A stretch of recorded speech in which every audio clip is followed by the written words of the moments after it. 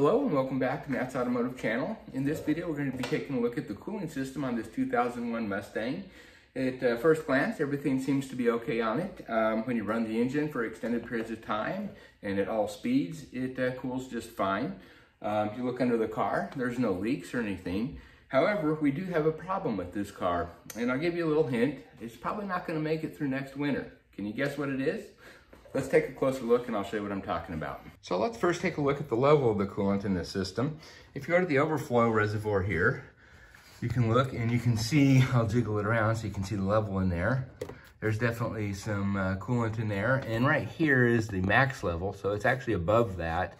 This is where it's supposed to be when it's hot, and it's above it. So anyway, I got looking around here. I looked inside because this fluid looks to be pretty clear. And then if you look down there, yes, it does have a little bit of color, but it looks a little bit more like water. And if you know anything about coolant, you'll know that it always has color.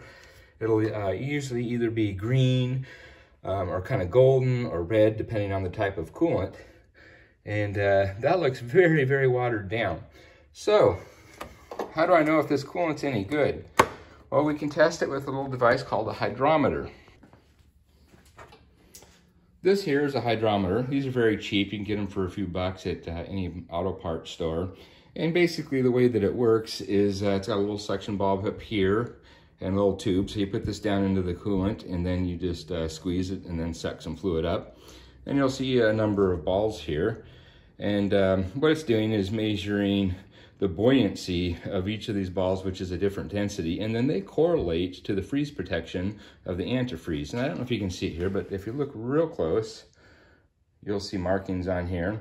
And based on the number of balls that float, we can determine our freeze protection here. So anyway, let's give this a try. We'll open up the coolant reservoir here and suck a little bit up. There we go. And as you can see, 4 out of 5 of these balls is sinking. And actually even that one on the top looks like it's slowly going down. It's probably eventually going to go all the way to the bottom here. So anyway, if you look here, it indicates the freeze protection based on the number of balls. And if you have no balls floating in here, your freeze protection is greater than 25 degrees Fahrenheit. So if this were to go through winter, odds are on one of the cold days, the system's gonna freeze up and we're either gonna crack a block, a radiator, or some engine component. It's probably not gonna make it. And then come next spring, we're gonna have a leak, and then we're gonna have some serious, expensive problems to deal with. Now we just looked at the overflow here, and I know many people, they just will add water oftentimes to this when it starts to get low instead of coolant, just to save a few pennies. So maybe the coolant in the actual radiator here is different or better. So we'll go ahead and check that too. And looks maybe a little better. The green ball is definitely floating real strong. The second ball there is now starting to come down, whereas on when we took it out of the overflow, it wasn't floating at all. So I mean, we got a little bit more freeze protection there. So with just the one ball floating, we have protection to plus 20 degrees Fahrenheit. Still not very good. We want it down much further. So anyway, it looks like we're gonna have to drain the coolant in this and then go ahead and refill it with some new coolant. All right, this particular hydrometer is actually quite old, so just to verify that it's working correctly, we'll go ahead and test it in some brand new coolant and then also some water. So this is just pure water here, just out of the tap. And you can see that all the balls sink pretty fast, which means we don't have any freeze protection there. So let's try some 50-50 mix and see what it looks like. Okay, now let's go ahead and test some brand new 50-50 mix. And as you can see, all the balls float pretty well. No, a couple of them are starting to come down here.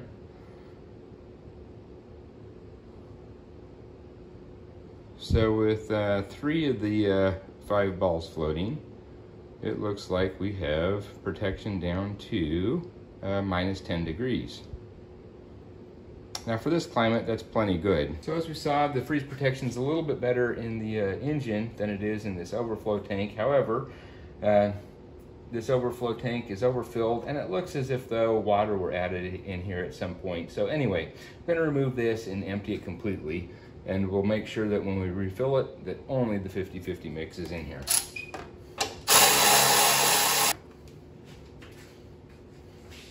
All right, so go ahead and disconnect this overflow hose, and then get this whole tank out of here.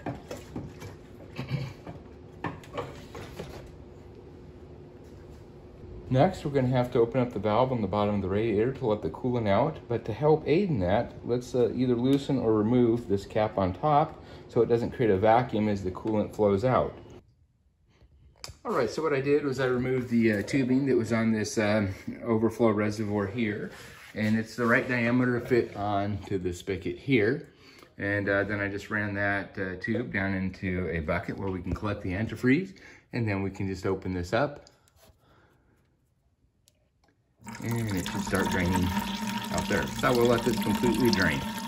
Now that the coolant has been drained, we can replace our overflow reservoir.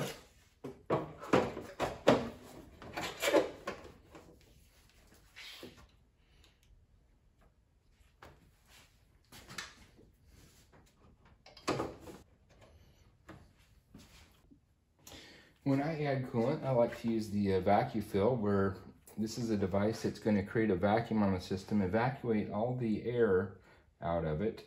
And one of the advantages of using this method over the more traditional method is while you have a vacuum on the system, it kind of also serves as a leak detector.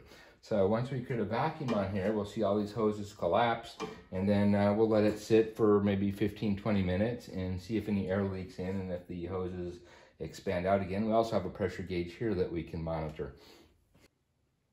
I'll take this back off to give you a little better idea of how it works. So anyway, there are various type caps that you can put on here for different size orifices here. And this goes in, and as you twist this piece down, it compresses this outward to create a good seal. And you can see it also seals up against the little hole here where the to the tube that goes to the overflow reservoir. So anyway, we'll put that in there, and then this device here will get hooked on, and we'll hook a compressor to this. It creates a Venturi effect as air flows through here and creates a suction here, which pulls air out of this system and ultimately the whole cooling system. And then once we have the vacuum, we'll go ahead and shut this valve off, and then we'll hold it and monitor it for leaks by monitoring this pressure gauge. And then if we have no issues or leaks, we'll go ahead and put this little filter down into a bucket full of coolant, and then open this valve and then draw coolant into the system. And since it has a complete vacuum in it, we don't really have to worry about air being trapped into the system unless we let air get in here. So we'll have to be real careful about that. You get one shot at it. Once air gets into the system, then you pretty much have to start over or use the more conventional method. Okay, so this is how we're going to set it up. There's various size bushings here, and you want one that's appropriate for the size that you have. And this one, I'll show you here, this comes off. So basically that'll fit down in here. And you want one that fits snug, but not too tight, because as this gets turned down, it compresses this rubber here and pushes out, and then it creates an airtight seal here. And you can see that this little rubber here seals up against the little hole here, orifice that goes to the overflow. So we don't have to worry about sealing anything off here on the overflow. So let's see, I'll go ahead and loosen this, put that down in here, and then just turn this until it's relatively snug. Okay. And this is what we're going to hook the compressor up to. It creates a Venturi effect. So we'll basically be pushing air through here, creates a Venturi and creates a vacuum on this piece here. So we'll hook this up. There we go. And then, of course, this here is going to go to your air compressor. Like so. And once we have vacuum on there and we're sure we don't have leaks, we'll go ahead and take this end and then put it down into a bucket full of the coolant and then draw the coolant up through here and it'll fill the system. The nice thing about this is that since we have a vacuum on the system, we don't really have to worry about air pockets getting entrained into the system and creating some problems. So the problem is though, is if you do get any air sucked in here, let's say you don't put enough coolant in the bucket and it sucks a little air in here, then you're either starting all over or you're gonna have to go back to the more conventional method of getting all the air out.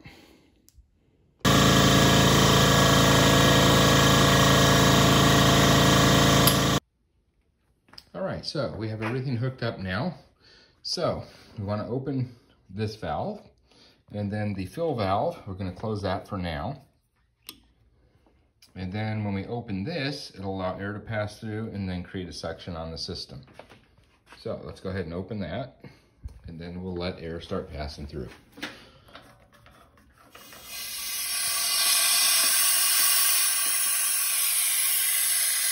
you can see that we're putting a vacuum.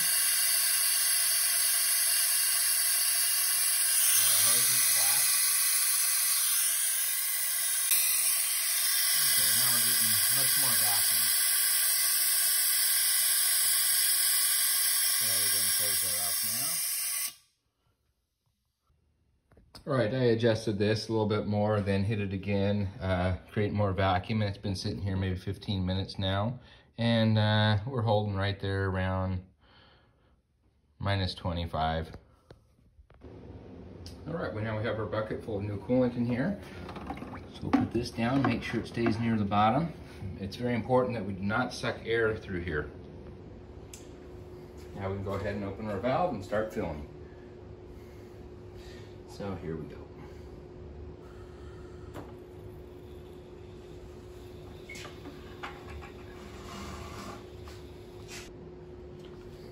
Now we can go ahead and replace our radiator caps.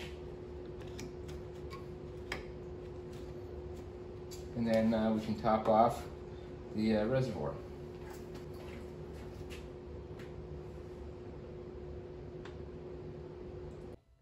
Now that the system's topped off, let's go ahead and start it up and monitor our temperature.